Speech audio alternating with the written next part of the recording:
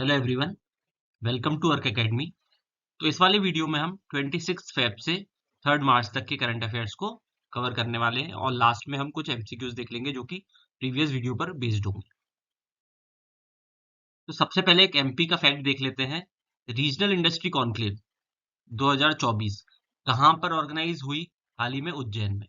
ठीक है, date exactly ना पूछी जाए एग्जाम में, कुछ कह नहीं सकते, लेकिन प्लेस जरूर पूछी जा सकती है कि कहाँ पर ऑर्गेनाइज हुई। उज्जैन में। इसके पहले इंदौर में भी ऑर्गेनाइज हो चुकी है, पहली बार उज्जैन में ऑर्गेनाइज हुई है, इसलिए इस फैक्ट को अच्छे से याद रखेंगे।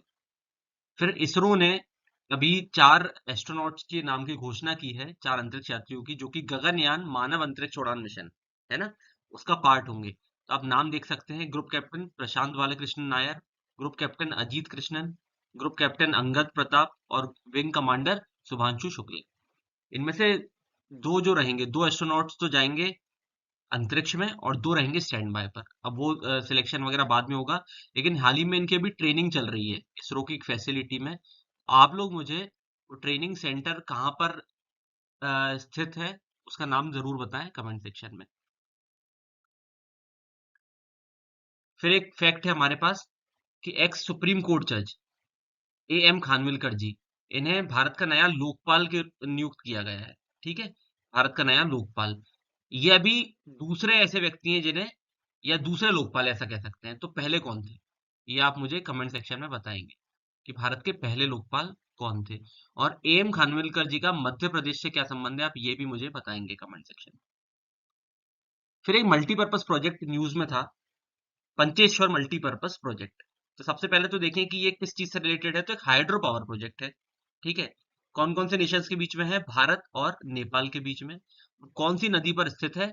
महाकाली नदी पर स्थित है। तीनों फैक्ट्स इंपॉर्टेंट हैं, एक बार मैप में आप देख सकते हैं। ठीक है, अच्छे से अगर आप चाहें तो इंटरनेट पे सर्च करके भी देख सकते हैं इसका मैप। फिर एक बेसिक सा फैक्ट है, एज इट इज याद रखना है, कि भारत का पहला वीर भारत संग्रहालय कहाँ पर खुलने वाला है? उज्जैन में। ठीक है, तो उज्जैन के 2 फैक्ट हमने अभी देख लिए। फिर एक सैटेलाइट हाल ही में न्यूज में थी, remote sensing satellite Pars one, कौन सी कंट्री से रिलेटेड है? ईरान। कहाँ से लॉन्च हुई है? रशिया से। इसमें लिखा नहीं है, याद रख सकते हैं, लेकिन इस सैटेलाइट का नाम जरूर याद रखेंगे कि किस नेशन से रिलेटेड है। Pars one, Iran. फिर बात कर लेते हैं एक लेपर्ड सेंसस की। Status of leopards in India, एक रिपोर्ट हाल ही में प्रस्तुत की गई। उसमें पता चला हमें कि सबसे ज्यादा तेंदुए यानी कि सबसे ज्यादा लेपर्ड्स मध्य प्रदेश में है। कितने हैं? 3907। एग्जैक्टली नंबर याद रखना है आप सभी को। ठीक है, और अगर भारत की बात करूं तो यहाँ पर नीचे देख लीजिए 13874, ये तो ऑल ओवर इंडिया में हुआ है। और मध्य प्रदेश में कितने? 3907। तो अगर टॉप 3 देखें राज्य कौन कौन से हैं, मध्य प्रदेश हो गया, सेकंड पे महाराष्ट्र हो गया, तीसरे पे हो गया कर्नाटक।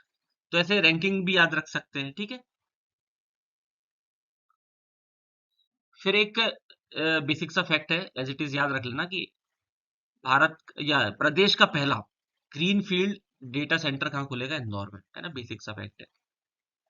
फिर एक मल्टीपर्पज प्रोजेक्ट या एक लिंक प्रोजेक्ट है, बहुत ही ज्यादा इंपॉर्टेंट है ये। इसको बहुत डिटेल में मैंने समझाया यहाँ पर, क्योंकि हमारे एग्जामिनेशन पॉइंट ऑफ व्यू से काफी हेल्पफुल हो सकता है ये।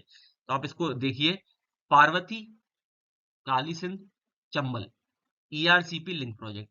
तो 3 तो रिवर्स हो गई, पार्वती, काली सिंध, चंबल।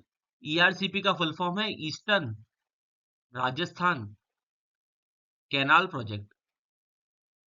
ठीक है, eastern Rajasthan canal project.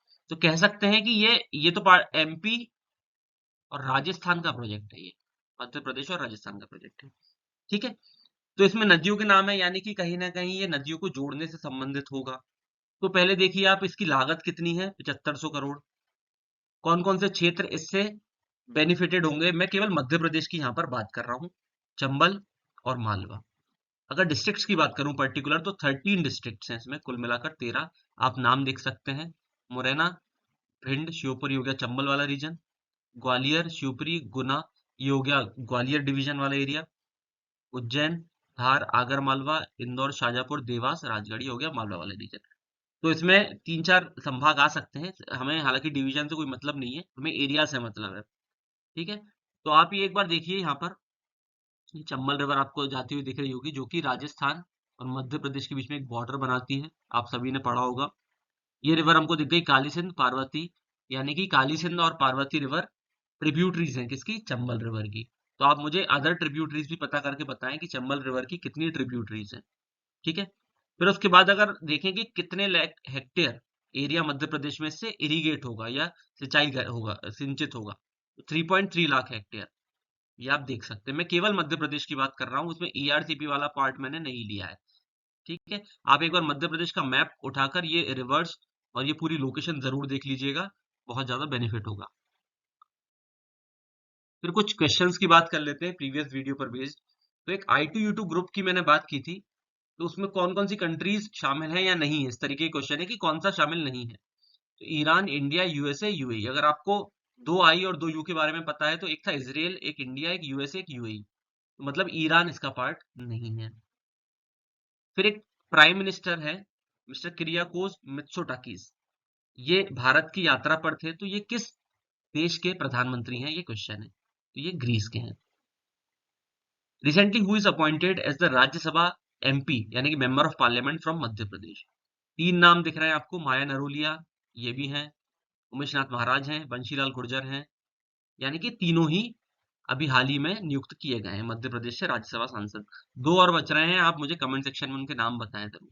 Total 5 लोग नियुक्त हुए हैं मध्य प्रदेश से। फिर एक क्वेश्चन है, the miss world competition 2023 was held in which country. अब देखो वाज हेल्ड लिखा है इसमें, क्योंकि जब एग्जाम होगा तब तक शायद ये वाज हेल्ड हो जाए, लेकिन अभी बीइंग ऑर्गेनाइज मतलब कि अभी ऑर्गेनाइज हो रहा है। कहाँ पर हो रहा है, भारत में हो रहा है, लेकिन मैंने फ्यूचर को देखते हुए वाज हेल्ड लिख दिया है इसको, ठीक है। वीडियो देखने के लिए बहुत बहुत धन्यवाद।